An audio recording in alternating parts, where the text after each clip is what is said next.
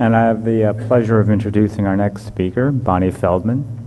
Bonnie, as the principal of Dr. Bonnie 360, brings a triple lens to her consulting, writing, and speaking, that of an entrepreneurial dentist, a Wall Street analyst, and a digital health analyst. As a consultant, she has a DDS and an MBA. Most recently, she has interviewed more than 150 digital health companies while attending more than 40 meetings, always asking the question of how new digital tools and data can help each of us. Her research on big data and healthcare hype and hope has been enjoyed by over 85,000 global professionals, and her work has been featured in O'Reilly, Strata, Greatest, and Forbes. She has been an invited speaker at the Strata RX, the Burl Digital Health Conference, Games for Health, and the mHealth Summit, with upcoming events at this one, the Data to Drugs and Diagnostics, Stanford Medicine X, and the Center for Connected Health. Her latest research has uncovered a large and growing need in the autoimmune community to apply new data and digital tools to improve treatment, and she welcomes collaborative partners in this initiative. And with that, let me introduce the topic for today's talk, Beyond Cancer, Precision Medicine Needs to Take on Autoimmune Diseases. And I'll turn the floor over to Bonnie. Thank you. I need a clicker. Wait, is this the clicker?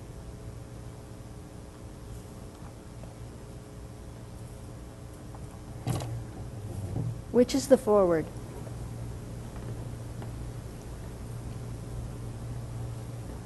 Is it this one? Okay, great. Thanks, Tom. Can you hear me? Are we good on sound? Yeah? Okay, good. And thanks. I'm impressed with J&J's efforts about sharing and collaboration, and so I'm going to be really excited later to learn more about their research in immunology and autoimmune disease. And in a few minutes, you'll find out why. Music?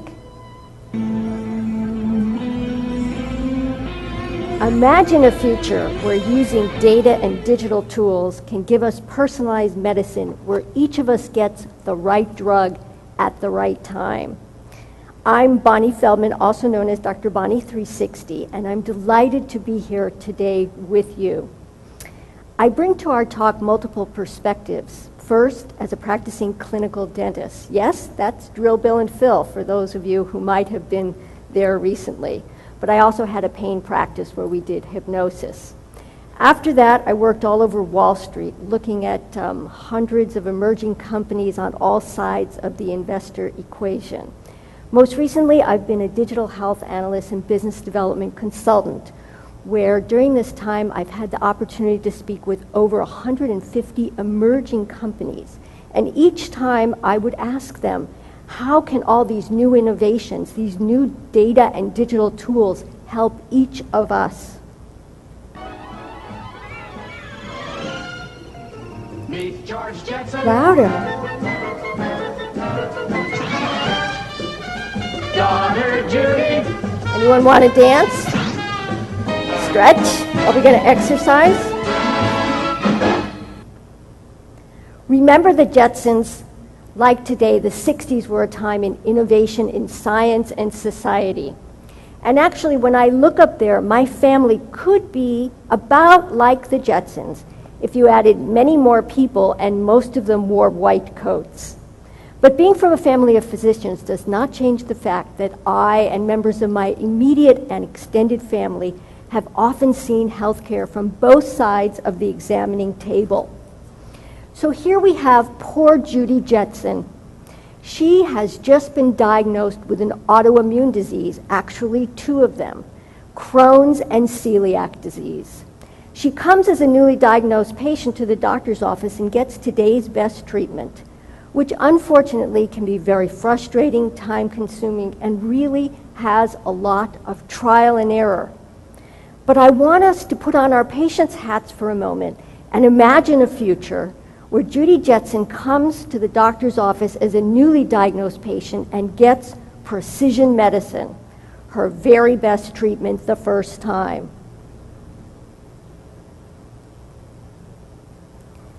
Luckily for Judy, these are exciting times. There's a tsunami of new data coming together with three big picture trends: mobility, cloud computing, and big data. As I wrote in my first research report, Mobile Social Games for Health, there's an emerging ecosystem of apps across the disease spectrum, ranging from health and wellness to chronic disease. For Judy and the 50 million other autoimmune patients who have over 100 different kinds of diseases and spend more than $100 billion annually, these chronic disease management apps may be useful. But looking at my next research, which was Big Data in Healthcare Hype and Hope, I got much more excited about our new tools, which include machine learning, predictive analytics, and natural language processing.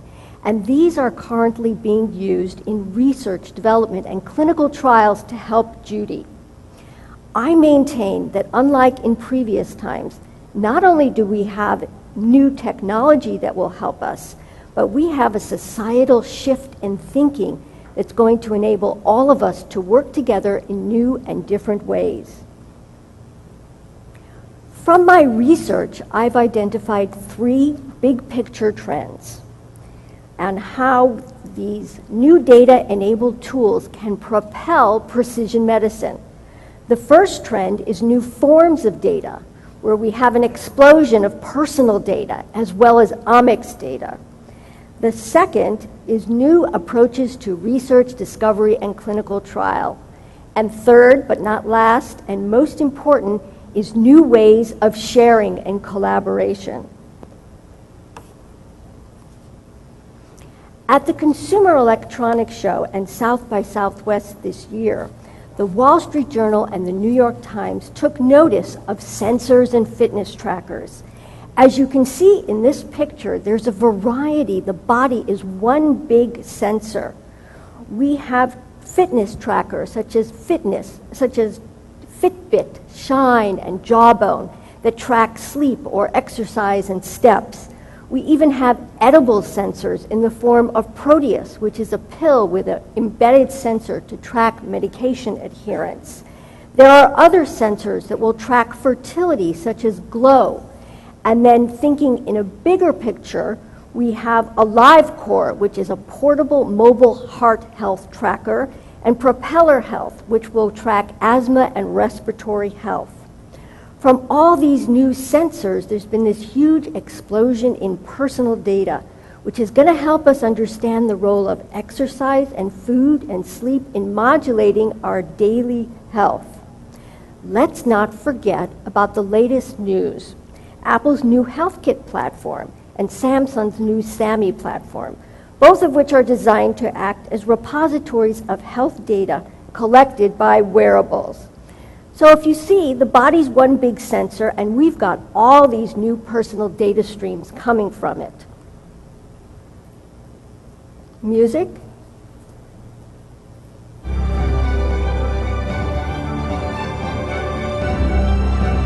Luckily for Judy, science is roaring along.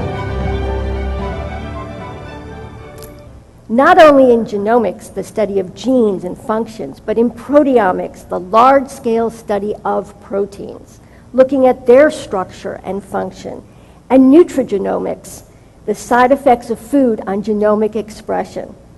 Then there's metabolomics and microbiomics, and the list goes on and on. All of this new omics research, combined with next-generation sequencing and the transition from bioinformatics to cloud computing, is helping to fuel translational research that may finally put the dream of personalized medicine a little closer. For Judy, these are exciting times where new tools, along with computational power, has the potential to speed up research, discovery, and clinical trials. This new knowledge will be translated into enlightening our understanding of autoimmune diseases. But most importantly for Judy, it may finally be possible to know what works for whom and when. What we need is software platforms that can turn this data into useful information. And here we have 3 innovative companies working to do just that: SciAps, Personalis, and Numedi. SciAps is bringing Omics into routine medical use. They provide a data platform and software ecosystem for taking genomics, proteomics, and other omics data into the clinic. Importantly, they are creating knowledge-sharing networks across and between institutions. Numedi is doing what's known as drug repurposing. Thinking out of the box, they're using predictive analytics to find new uses for old drugs, such as one that used to be used as an epilepsy drug and is now being used in inflammatory bowel disease. Personalis has brought together deep expertise of DNA sequencing and analysis and has created a series of improved best practices for each step in the process to enable advanced diagnostics and improved genomic tools for clinicians and researchers.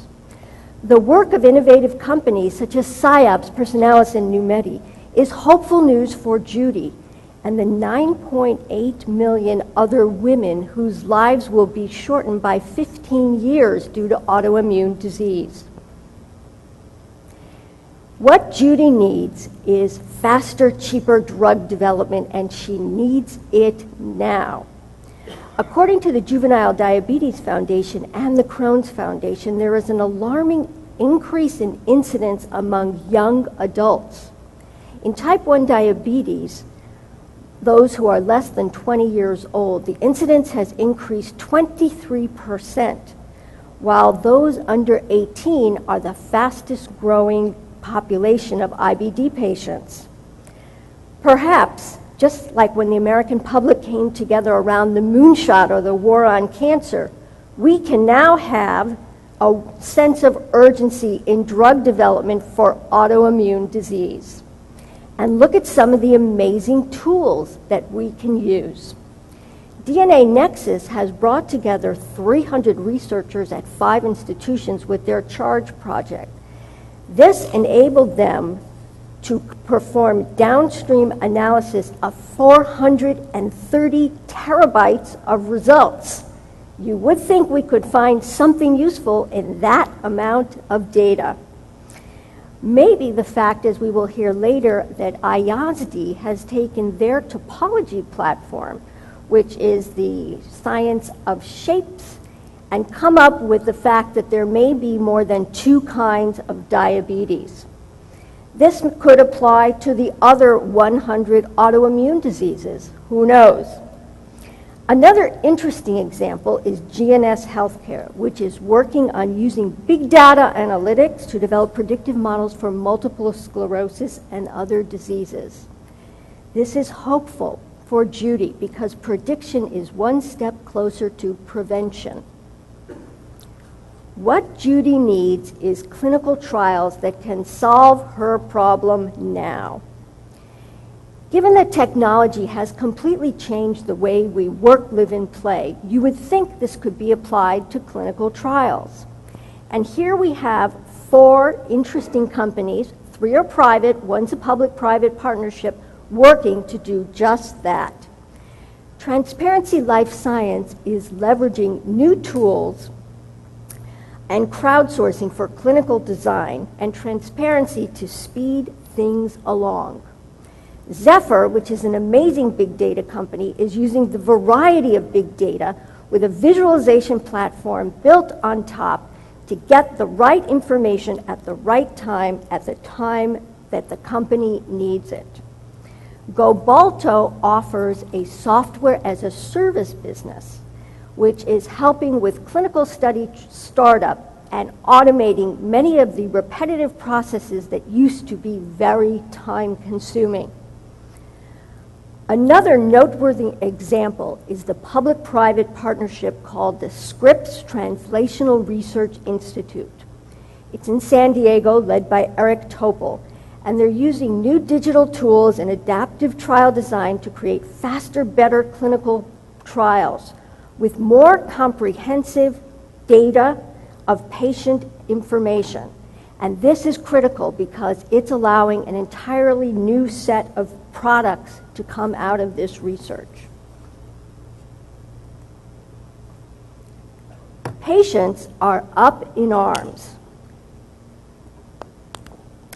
Judy's going to benefit because in addition to new tools, there seems to be a new patient community cropping up all over the place, and they come in many different flavors. One of them is called Smart Patients, which allows cancer patients to look across the site and share information across cancer types. Another is Chronology, which allows Crohn's patients to see what drugs other patients are taking.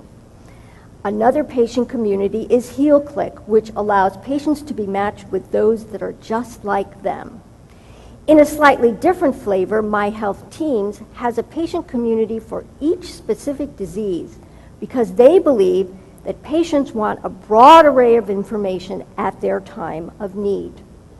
There's also 2 new type 1 diabetes communities that have started recently. One is called Tidepool and one is called TD1 Exchange. TD1 Exchange is a data sharing platform at the back end, while Tidepool helps type 1 diabetes patients get an aggregated view of all their physiologic data coming from multiple sources. One of the oldest patient communities is Patients Like Me. It now has 2,000 different diseases and 250,000 members and has signed a large research collaboration agreement with Genentech to explore their data. This is patient data, and this is a patient community, so think about the power that patients are beginning to exert. On a broader scale, the Society of Participatory Medicine may exemplify some of this new normal, where patients are driving their healthcare decisions assisted by their team of healers. Think about this. This is a complete role reversal, and we'll see how this goes. Patients are also flexing their muscle in research of all things. There's powerful advocacy groups such as the Multiple Myeloma Foundation. Their work's amazing. In 10 years, they've raised $250 million and brought six drugs to market in a previously almost unknown disease. This has helped extend life expectancy from 2.5 years to over 8 years. Other advocacy groups include AARDA, the American Autoimmune Related Diseases Association, which is working to promote collaboration in research for all autoimmune diseases. And let's not forget the incredible work of the Genetic Alliance, which has now brought together 1,200 disease-specific advocacy organizations, as well as thousands of universities, private companies, government agencies, and is working to help them have a common platform. Another example of patients flexing their power is PCORI, which is a government-funded project that gives patients input into the research decisions. So patients exerting new power to move things along is all good news for Judy.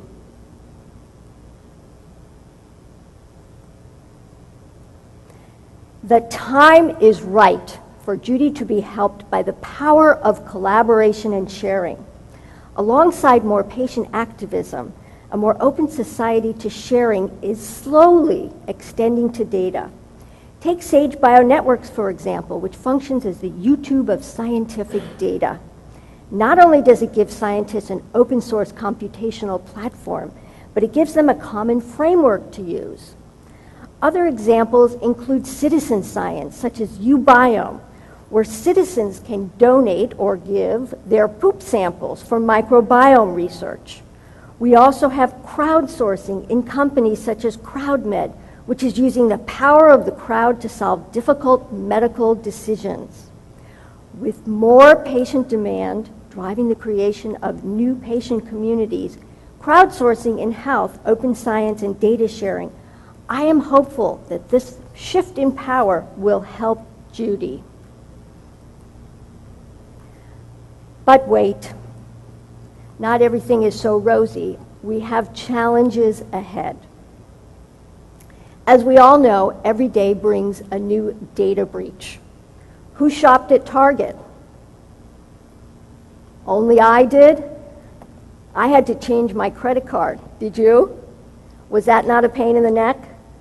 Did you hate telling all those repeat yes, etc.? And the CEO had to resign, and the problem became a board-level discussion of the institutional shareholders. And what was the one in the news today, the latest data breach? Anyone know? Okay. We keep hearing about these over and over. And then, of course, for those of us in the life science, we hear about de-identified data being re-identified, and that just gives us the shudders. But if that wasn't enough, there's heartbreak, which makes us all wonder about internet security. And this is something we need to fix. We can start by building upon the privacy work of SAGE and the Genetic Alliance. What Judy needs is a war on autoimmune disease. 40 years ago, in December 1971, President Nixon declared a war on cancer. In 2000, the Human Genome Project gave us the pivotal understanding of the varieties of cancer related to cell type and not body part. Another leapfrog project has been the Cancer Genome Atlas Project, which is a large-scale collaborative effort to characterize the genomic changes in a community setting. With this new information, the various members of the cancer community are coming together to collect, analyze, and share data and make it useful. But the treatment of autoimmune disease is 50 years behind cancer, still treated by body part. If you have Crohn's or ulcerative colitis, you see a GI doc. If you have joint pain, you see a rheumatologist. And if you have neurologic symptoms, you see a neurologist. And there is little collaboration or sharing across the entire spectrum of care. We need all the stakeholders to come together to fuel a war on autoimmune disease. And when we can get together to collect, analyze, and share data and knowledge networks, Judy Jetson, our newly diagnosed Crohn's and celiac patient, will finally have her shot at precision medicine, getting the very best treatment the first time. On the Omics side, data-driven research and microbiome research will help us to better understand the cause of the disease, while nutrigenomics and metabolomics will help us to better understand how to use food as medicine. New insights into the underlying cause of the disease, along with faster, more personalized research development and clinical trials, will help Judy get the right drug or combination of drugs, or combination of drugs, herbs, and food at the right time. This shift in thinking about the cause rather than the symptoms will enable us to create effective programs that can conservatively intervene earlier for those known to be at risk. For those that have the disease, imagine if we had integrative autoimmunity practices that could mix and match the best of both Eastern and Western medicine. Most importantly, though, these practices could be part of a global knowledge-sharing network that will further our understanding of what works for whom and when. You can make that louder.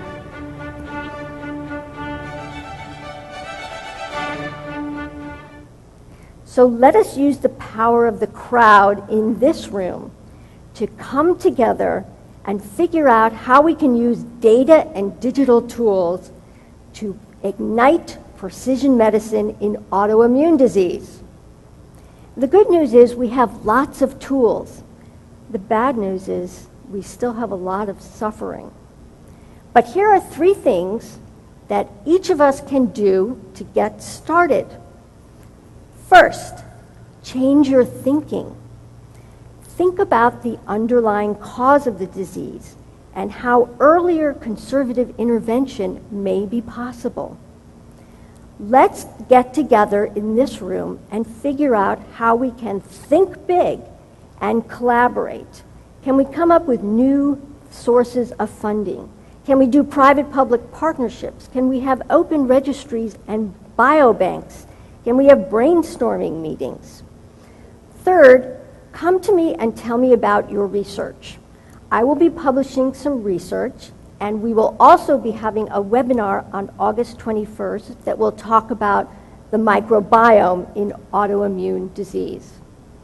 So I am here right now, today, so that we can all begin to help Judy and the 50 million others like her by using data and digital tools to ignite precision medicine in autoimmune disease. So I want to start by thanking the organizers who have allowed me to go with my creativity in terms of music. And I want to give a special call out to some people that have helped me along the way. One is Ellen Martin, who has been my writing collaborator for 15 years, and Nancy Jamie, who's able to take my ideas and make these beautiful pictures. And then I want to thank the 150 companies who have given me their mind share during the interviews. And I'm hopeful that many of you can join my growing list. Thank you.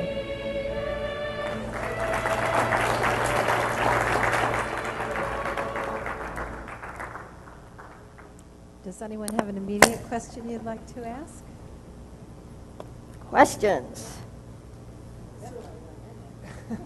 So I'm thinking about personal genomics, and I see 3 other barriers that you didn't really talk about. I want to know your feeling on them. One is, you talked about cause versus symptom. So what we do right now is we look at gene expression and we look at electrophysiology. And these are really the symptoms where the cause is more the dynamic state of the proteins. And where we are with proteomics is where we were with genomics back in the 80s. And so one of the big things we got to figure out how to do is make proteomics a high throughput thing instead of a mass spec type thing, and make it digital instead of analog. The second issue I see for personal genomics is that we are plotting out, like, when we see this, this also we see. When we see this, we see this too. But we don't really have a good model of why things happen. And so I think the collaboration that the previous guy talked about, Yes. and is very important to bring all those data points together. But how do we model that? And that comes to my third point, is I think that we're used to thinking very linearly with linear algebra on the math side, and these systems are highly dynamic and adaptive and nonlinear, and we got to find out the right math to be able to solve these problems. I think we're probably 5-10 years out on that too. So those are my 3 things that I see as what keep me up at night as to how are we going to get to personal genomics, and I wanted your take on that. That's proteomics, data sharing, and the math to actually model this effectively. So I'll start with the math first. There's innovative companies like IASD using topology, and GNS Healthcare that's using what they call math in a jar. So these are all from academia, new kinds of math to help with that very problem. They work differently in terms of some use hypothesis testing and some don't, and some believe that you should have human intervention in the data, and others believe you should let it fly free and see what happens. So we'll see how that evolves. In terms of the other part of the solutions, there's companies like Kaggle that have competitions that are looking at a lot of these big picture problems that seem impossible to solve, putting it out to the world, or there was a project called Fold It, and coming up with some amazing solutions. So I maintain hope. I'm probably a dreamer because I want it now. But maybe this whole concept of the global knowledge sharing networks, competitions, and just the power of the internet and people to share. I think it's about sharing.